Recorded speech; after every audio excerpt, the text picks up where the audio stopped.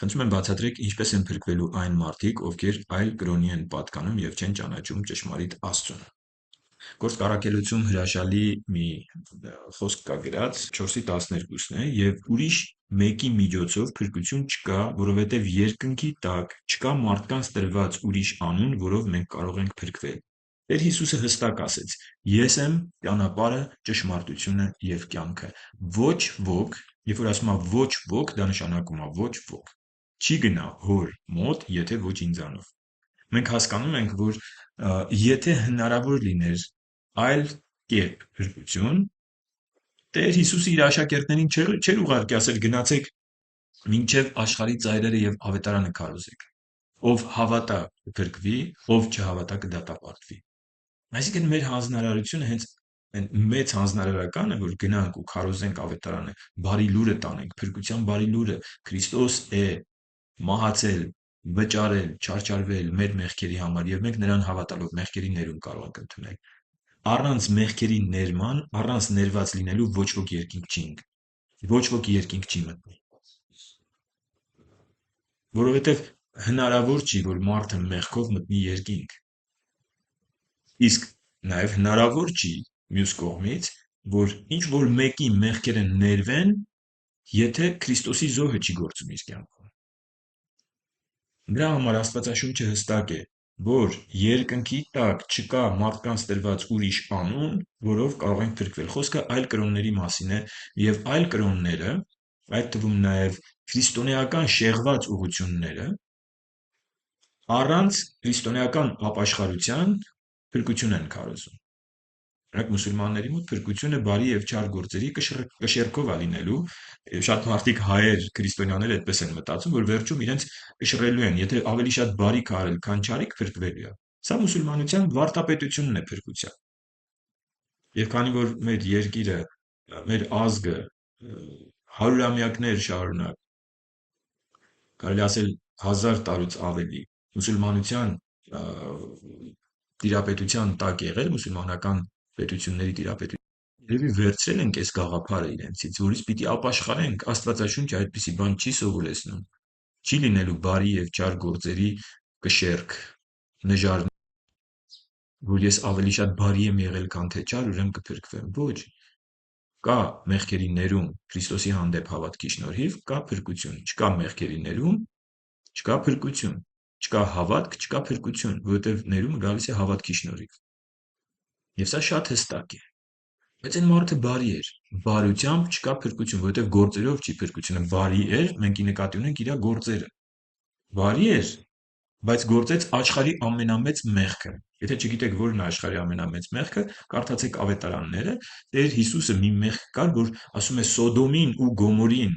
ավելի հեշտ կլինի դատաստանի օրում, քան այդ մեղքը գործողներին։ Սոդոմ Գոմորի պղծությունների մասին բոլորդ լսել եք։ Բայց այդ մեղքը, ասում է Սոդոմ Գոմորը, վայ քեզ Կափառնայում, վայ քեզ Բեթսայիդա, ինչ էին արել Կափառնայումի ժողովրդի, Բեթսայիդայի ժողովուրդը, ասել էին մերժել էին Քրիստոսին։ Ահա ամենամեծ մեղքը։ Ասել էին մեզ հետ գործ չունես։ Ծերերը դուրս եկան, ասեցին խնդրում ենք այս քաղաք մուտք չգործես։ Ուղղակի խնդրում ենք, պահանջում ենք, մեզ պետք չի քո ուսուցումները, մեզ պետք չես դու, քո վարդապետությունը։ Շրջանցիր քաղաքը եւ մուտք չգործես քաղաքը։ Սրանից մեծ մեղք, երբ որ մարդը կանգնում է ու ասում է. «Ինձ պետք չի ձեր Քրիստոսը։ Ես իմ Քրիստոսն ունեմ, ես իմ Աստվածն ունեմ, ինձ պետք չէ Աստվածաշնչի Աստվածը։ Ես իմ Աստծուն պաշտում եմ։ Իմ Աստված չի պահանջում այն, ինչ որ Աստվածաշնչում է գրված։ Ես հավատացյալ չեմ ուզում լինել։ Ես իմ կյանքով եմ ուզում ապրել։ Ինձ պետք չի ձեր ուսուցումները, որ դուք ցույց եք տալիս Աստվածաշնչում ինչա գրած։ Ես չեմ հավատում ձեր Աստվածաշնչին»։ Սրանից մեծ մեղք գոյություն չունի։ Լինի այս մարդը քրիստոնյա կոչվող, թե այլ կրոնի ներկայացուցիչ, թե աթեիստ, ինքը մերժում է Աստծուն, ինքը մերժում է Աստծու խոսքը, մերժում է Աստծու կամքը, Աստծու դրած կարգը եւ ամենակարևորը մերժում է Աստծու որդուն, որովհետեւ միայն Քրիստոսով է փրկությունը։ Եվ դու կարող ես Քրիստոսի անունը կանչել, բայց Քրիստոսին չընդունել։ Հովհաննես ավետարան 1:12 խոսքն ասում է, որ ինքը եկավ յուրայինների մոտ, յուրայինները իրեն չընդունեցին, բայց ովքեր ընդունեցին, նրանց իշխանություն տվեց, բայց մի բառը կա, ընդունեցին եւ հավատացին նրա անվան զորությանը, նրա անունին հավատացին, հնազանդվեցին, հավատացին նրա ուսուցումներին, հավատացին նրան տրված իշխանությանը, հավատացին նրա արած գործին,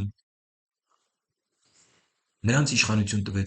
տրվեց Աստծո որդիներ կոչվելու։ Ահա այս մարդիկ են փրկվում։ Գիտեք, շատ կրոններ ընդունում են Քրիստոսին,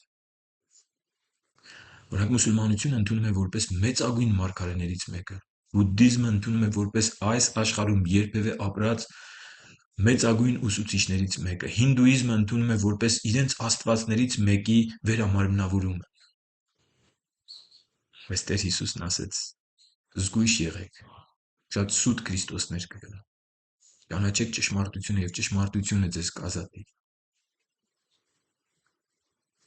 Նա Աստված է,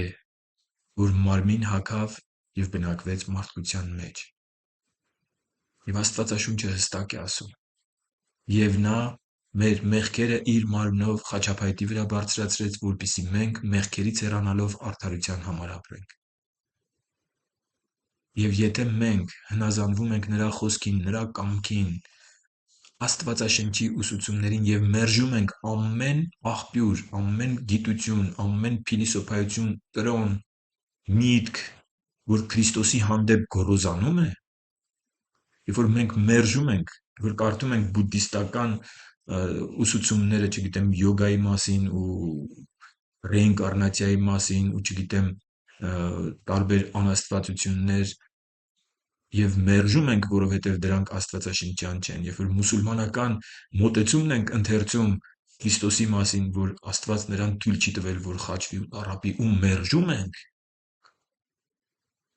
որ հինդուիզմի բազմաստվածության այդ հակաստվածաշնչյան ուսուցումներն ենք ծանոթանում ու մերժում ենք, որովհետեւ Քրիստոսի վարդապետությունը չի դա։ Մենք դրանով ընդունում ենք,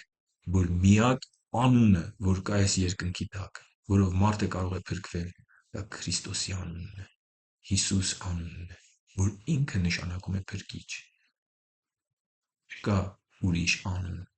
Եվ ես հավատում եմ Աստծո խոսքին։ Ես եմ միակ ճանապարհը, ասում էր Տերը, եւ ես հավատում եմ իր խոսքերին։ Եվ Աստված այնքան է սիրում նաեւ այս մարդկանց,